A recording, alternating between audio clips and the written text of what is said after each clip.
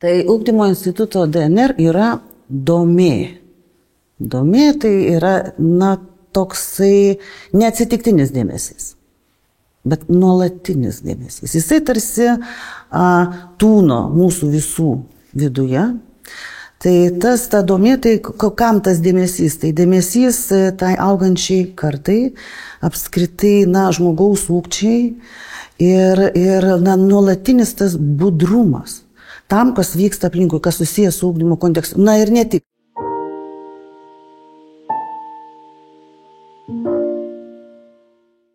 Mano kelias į ugdymo sritį tai buvo su tokiu pertraukiu. Ar įtraukiu, kaip čia geriau sakyti. Žodžiu, savo pirmąjį diplomą, pedagogės diplomą, aš gavau jau būdama 19 metų. Aš baigiau Juozo Gruodžio aukštesnėje muzikos mokyklą, dabar jau konservatoriją. Ir gavau diplomą, kuriame buvo parašyta, kad aš esu smuiko mokytoja vaikų muzikos mokykloje ir orkestro artistė. Tuo metu, kai baigiau, aš labiau orientavausi į orkestro artistas, į muzikanto kelias, mano buvo tokia perspektyva ir mano tokia vizija.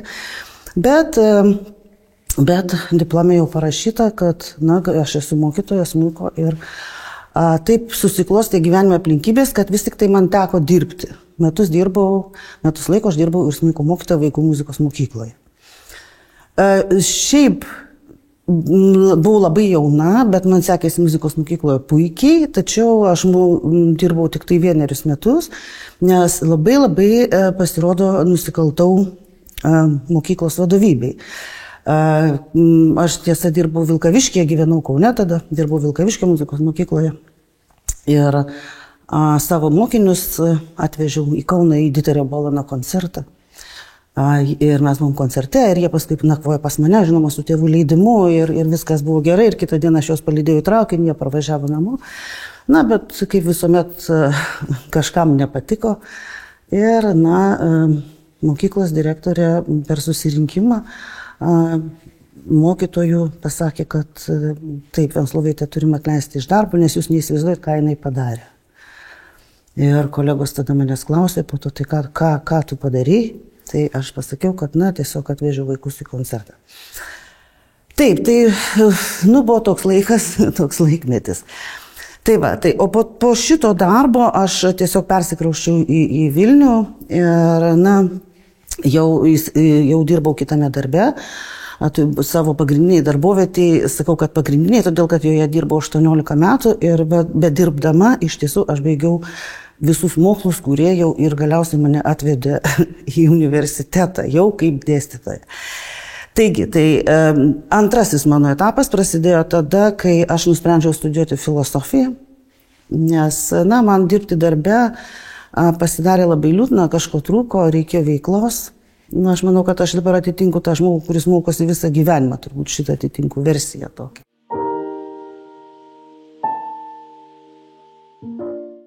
Vadovybės apsaugos tarnyboje dabar. Bet aš buvau ne pareigūnė, aš buvau valstybės tarnautoja, bet šioje tarnyboje aš dirbau iš viso 18 metų. Tai žodžiu, sūnus eina į 1 klasę ir aš nusprendžiau, kad jau aš turiu laiko ir tada įstoju į Vilniaus pedagoginį universitetą į filosofijos studijas, neakivaizdinės. Nes aš sužinau, kad pirmieji metai, kaip atsiranda filosofijos neakivaizdinės studijos ir aš labai suskubu ten įstoti. Aišku, šiek tiek komplikuota, nes mano ten diplomų vertinimus reikia perdirbti į pažymius, bet, aš įstoju ir sėkmingai mokausi 5 metus filosofiją. Ir šis procesas man patinka, man pačiai mokytis patinka, negana to aš vėl gaunu mokytojo kvalifikaciją, bet jau filosofijos mokytojas. Tai, žodžiu, aš turiu jau 2 diplomus, neformalio ugdymo ir formalio ugdymo, reiškia mokytojos diplomą. Ir galvoju, kad noriu mokytis toliau. Nes filosofija, tai ji kažkaip negali sustoti. Kai pradedi studijos filosofiją, man atrodo, sustoti negali. Bet aš žiūriu, kad nėra neakivaizdinių studijų niekur filosofijos. Ir tada toks įdomus dalykas nutinka, kai mes jau apsiginam savo baigiamuosius darbus. Komisijos pirmininkas mūsų baigiamųjų darbų buvo filosofas Arvydas Šliogeris. Ir mes ten po visų tų baigiamųjų darbų susirenkam ir diskutuojam, kalbam, kas ką norėtų veikti. Aš sakau, kad aš norėčiau mokytis toliau. Jis tai pasižiūrėjo, man jau buvo metų nemažai. Jis man taip ir sako, gal jau reikėtų jums ir pačiai pradėti mokyti. Ir man sako, jūs pasižiūrėkite, jeigu negali dieninėse studijose būti magistro, tai gal kažkur yra neakivaizdinės, kažkas susijęs su pedagogika ir panašiai. Ir aš randu, kad vėl pirmieji metai edukologijos neakivaizdinės studijos Vilniaus universitete. Tai čia buvo mano nenusakomas džiaugsmas. Aš visą laiką norėjau mokytis Vilniaus universitete, todėl kad šį universitetą baigė mano mama, mano tėtis, mano teta, mano dėdė ir man tai atrodė, kad tai yra labai labai svarbu. Taigi, tai aš įstojau į universitetą, baigiau edukologijos studijas ir paskui vėlgi 2 metai pertrauka ir per tos 2 metus vis skambinu profesoriai Duoblieniai, ar nėra doktorantūros studijų. Ir kai jau tik tai jau prasideda doktorantūros studijos edukologijos, aš iš karto, parengiau projektą ir stoju į doktorantūros studijas. Ir jau doktorantūros studijose, žinoma, kad jau aš pradedu dėstytojauti, nes aš įstoju profesoriai Duoblieniai per ugdymo filosofijos paskaitas ir dažniausiai vedu studentams seminarus. Ir tie seminarai man tarsi kažkoks mano gyvenimo kelio nušvitimas. Ir aš suprantu, kad tie dialogai, kurie vyko su studentais, tos naujos idėjos, tos originalios mintys, tas jų pasaulio suvokimas man taip artima ir taip man pasirodė, taip tikra, taip labai autentiška, labai būtiška ir aš galvoju, kad viskas, aš noriu būti dėstytoja. Tai ir, tai toliau, jau 12 metų dabar dėstau. Tada dar edukologijos katedroje, dabar ugdymo mokslo institute.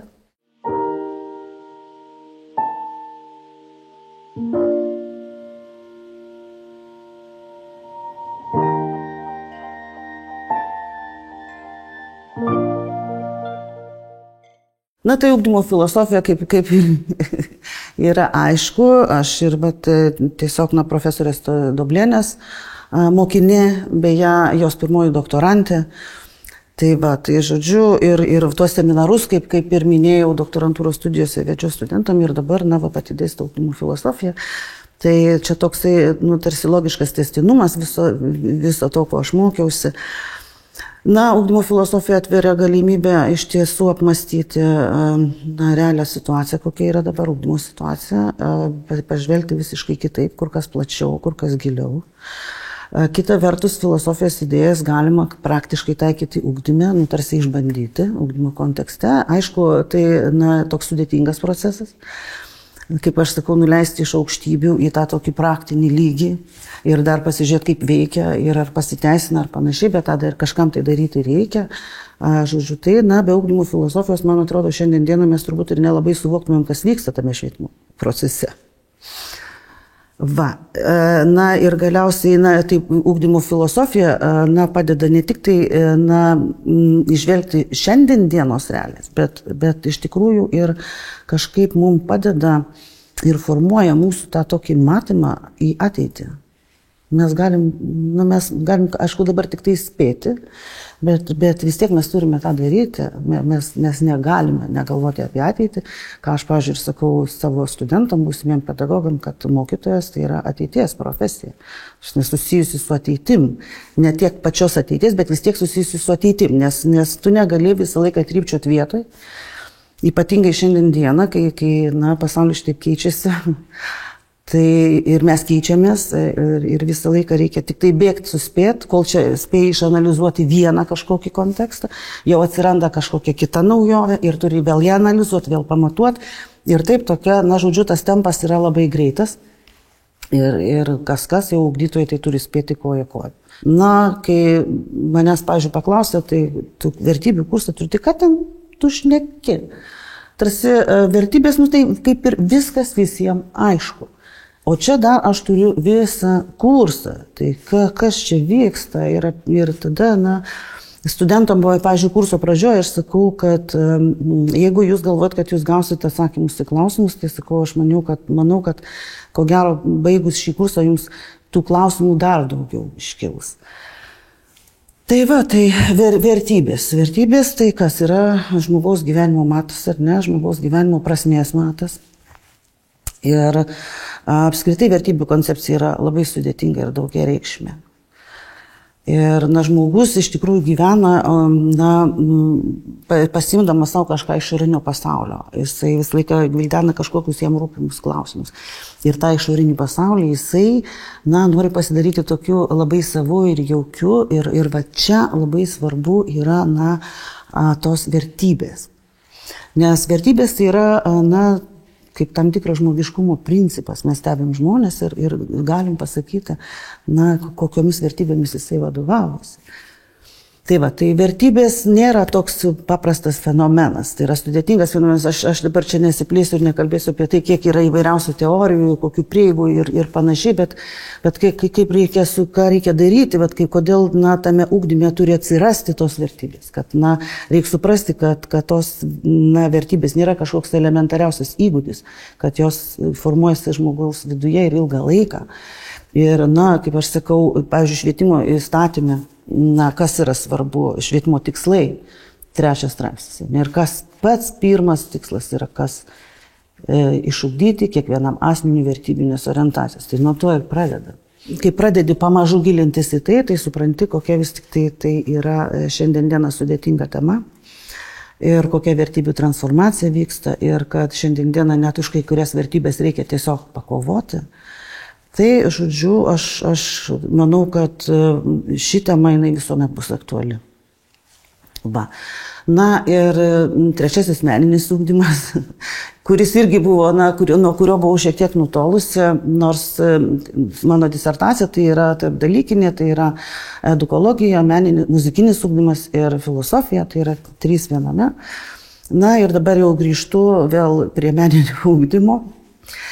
Tai yra šiandieną mano tyrimų jau laukas, kad labai noriu kažkaip tai, noriu išsiaiškinti pati savo ir gal paaiškinti, kodėl toks svarbus dalykas kaip meninis ugdymas, jisai visą laiką už jį reikia kovoti.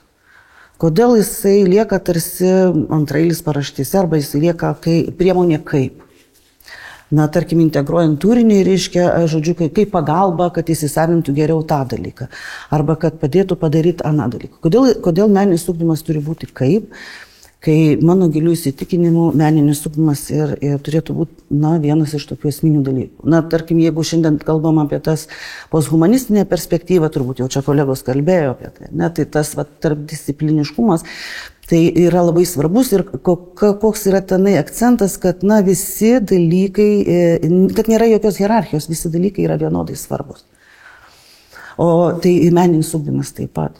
Ir, pavyzdžiui, kai šiandien kalbam, kad reikia labai ugdyti tą kūrybinę kompetenciją, tai meninis ugdymas tai yra tiesioginė terpė tai kompetencijai rastis. Nes, kaip kalba menininkai, meninio ugdymo, reiškia atstovai, tai sako, kad žmogus tas, kuris prisiliečia prie meno, tai jisai bet kokioje srityje ir bus labai kūrybiškas.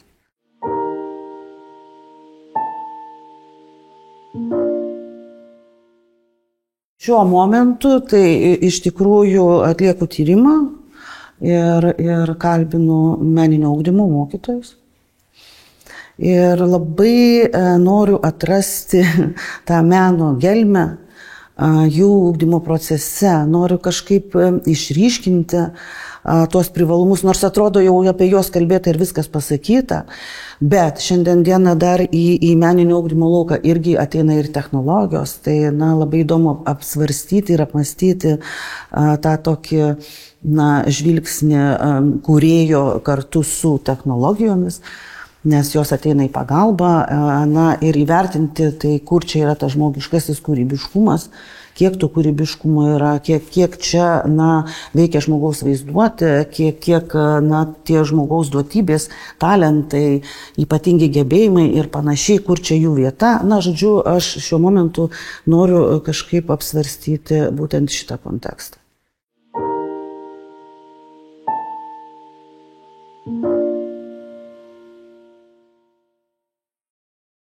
Pirmiausia, tai ateities pedagogams tokį turiu patarimą.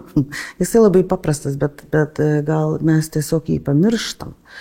Kad norint būti gerų pedagogų, tai reikia atsigręžti pačiam į save.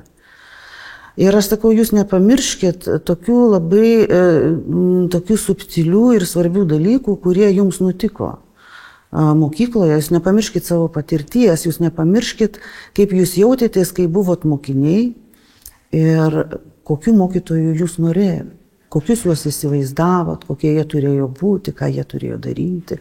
Ir pagalvokit, jau dabar, kai esat mokytojai, pagalvokit, ar jūs tokie esat. Ar sakau, pagalvokit apie tai, ar ne pernelyg tuos mokytojus galbūt kitą kartą ir smerkėt, ir nesupratot, ir kažkaip negalėjot pateisinti, gal jautėtės įsižeidę ir visai pasižiūrėkit. Sakau, dabar jums labai geras toks momentas prisiminti. Žodžiu, reikia šito tikrai niekada nepamiršti. Kitas momentas, kuris yra labai svarbus, ir aš studentams sakau, kad, supraskit, kad mokiniai jau kitaip suvokia pasaulį, negu kad suvokėt pasaulį jūs.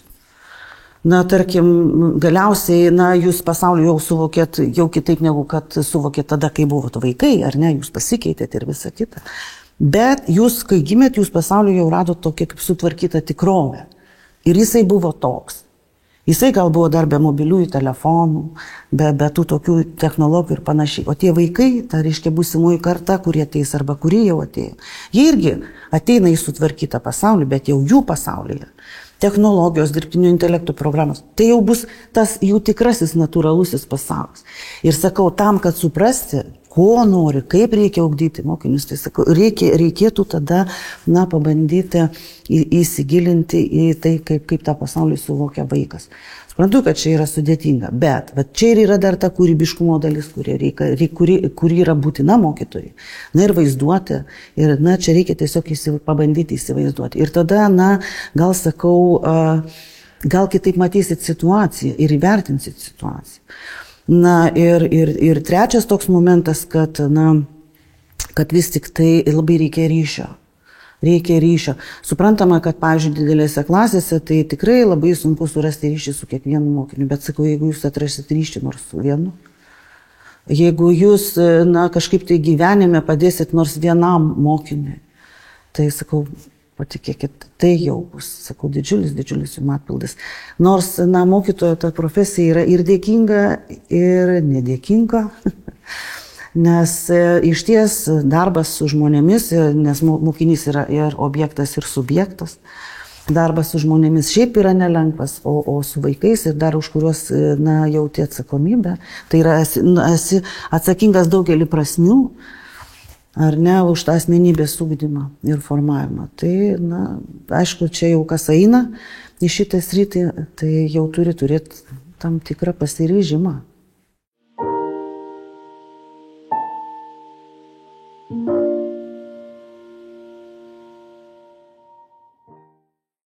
Tai ugdymo instituto DNR yra domė. Domė tai yra, toksai neatsitiktinis dėmesys, bet nuolatinis dėmesys. Jisai tarsi tūno mūsų visų viduje. Tai ta domė, tai kam tas dėmesys? Tai dėmesys tai augančiai kartai, apskritai, žmogaus ūkčiai ir nuolatinis tas budrumas. Tam, kas vyksta aplinkui, kas susijęs su ugdymo kontekstu. Ir ne tik, aš jau nekalbu apie ten globalias pasaulio problemas, kurios vyksta daug tų problemų, bet vis tiek, ugdytojas galvoja apie ką. Tai kaip čia dabar viską tą įgyvendinti praktiškai, reiškia, tam ugdymo kontekste, ugdymo diskurse. Mums reiškia tos problemos, kurios iškyla, jos svarbios ne tik tai kažkaip tai aplinkiniams, ar ne, bet turėtų būti svarbios visiems. Tai va čia tas ugdytojų gal ta misija ir yra kažkaip tai, tas problemas padaryti tokias, kad, visi jas kažkaip tai, visi jas atpažintų, visi daugmaž suprastų pagal savo, tą raidos lygį. Va, tai tas DNR ir yra, nes aš tikrai tą domė ir tikrai matau ir stebiu savo kolegas ir iš jų mokslo darbų, straipsnių, iš diskusijų ir panašiai, kad jiems rūpi. Jiems rūpi tas procesas, reiškia, ugdymo procesas ne tik tai artimoje aplinkoje. Šiaip yra visiškai natūralu, kad kiekvienam žmogui rūpi, nes mes turim savo vaikus, anūkus ir mums tikrai rūpi, koks tas žmogus užaugs, kokį išsilavinimą jisai įgys ir panašiai rūpi daug dalykų. Bet čia mums visiems rūpi ne tik ta artima aplinka. Mums rūpi viskas, sistema švietimo. Mums rūpi daugelis dalykų, kurių mes galbūt negalim įvardinti, bet galvojam, kad juos reikia įvardinti tam, kad ta švietimo sistema tobulėtų. Mes ieškom įvairiausių būdų, įvairiausių kelių, kaip išreikšti kažkokias, taip, tarkim, naujas idėjas ir panašiai. Ir nepaisant to, kokie mes ten kryptį atstovaujam, bet mes visą laiką kažkaip tarėmės, ieškom bendrų sprendimų, diskutuojam ir taip yra kažkaip tai visą laiką. Ir tas tęstinumas tikrai yra labai įdomus dalykas, yra labai įdomi patirtis, kai toks, gana nedidelis institutas, ar ne, ir vis tiek mes visi kažkaip tai bendradarbiaujame, esam glaudžiai susiję tam tikrą prasme, todėl kad įdomiausia tai yra, kad, reiškia, tavo studentas buvęs, tampa tavo kolega. Ateina ir pasako, aš imu pavyzdį iš tavęs, kaip tu ten dėstai mums kažką, aš nebeprisimenu, o jie prisimena. Ir taip gera, taip įdomu. Ir paskui tas studentas, reiškia, pats dėstytojas, o dar įdomiau, kaip buvę studentai tampa instituto direktoriais, tai vėl yra kitas socialinis vaidmuo. Tai tas tęstinumas, jisai yra labai įdomus. Labai įdomus apmąstymam, įdomus naujom patirtim, įdomus savo kolego, atrodo, seniai su kolegom dirbi, bet kartais jį pamatai vėl visai kitokį. Tai ir ta tokia graži tradicija mūsų institute, kažkaip ta pagalba vieniem kitiem ir vieni kitų išklausimas. Tai aš manyčiau, kad ko gero visi kolegos tai pritartų.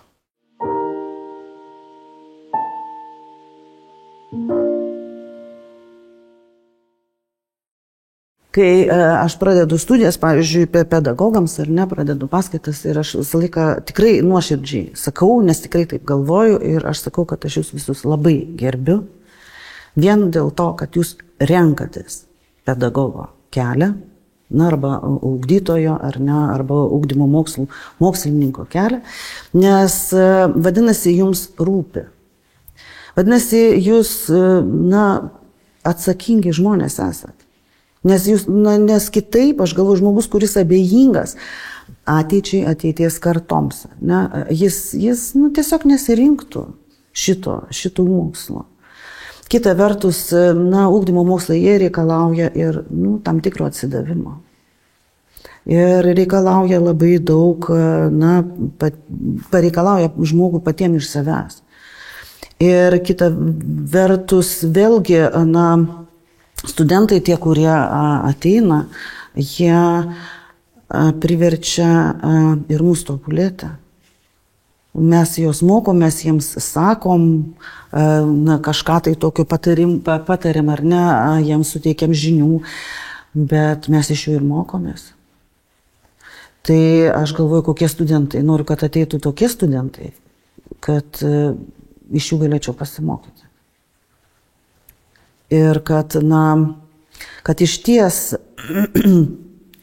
jie kažkaip tai, tarsi patys savęs ieškodami, ar ne, kažkaip tai suprasdami, kažkaip bandydami įsivardinti savo kaip ugdytojo, ieškodami tos tapatybės savo kaip mokytojo ir panašiai, kad pasikliautų mumis ir tartųsi su mumis tame kelyje, tose paieškose, tose naujų idėjų realizavime ir panašiai. Tai tokių studentų norėčiau, bet apskritai norėčiau, kad jų būtų ir jų gali būti, studentų ir yra įvairių, ir ta įvairovė ir nuomonių, ir idėjų, ir tokių kažkokių tai naujų projektų, kuriuos pasiūlo studentai, tai iš tikrųjų yra puikus dalykas, tai rodo, kad tada ir vėlgi yra tas tęstinumas, lauki to tęstinumo. Ir tada parodo, kad tai vis tiek bus tokia turbūt kritinė masė žmonių, kuriems vis tik tai tas ugdymo diskursas rūpės.